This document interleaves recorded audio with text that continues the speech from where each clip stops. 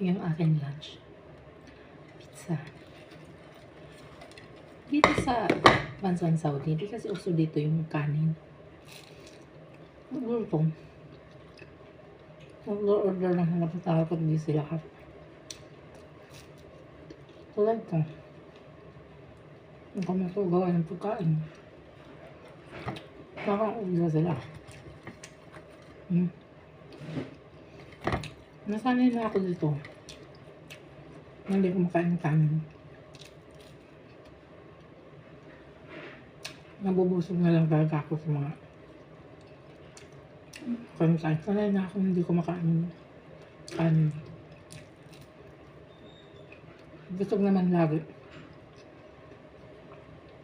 Diskarte lang dito, huwag ka magpagutom. Stress ka na, gutom ka pa. Maab na ang buhay mo. Diba?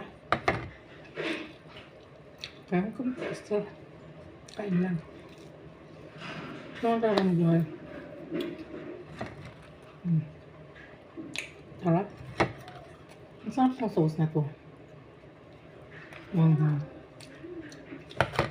I like it. Yung bahay. Tapos na.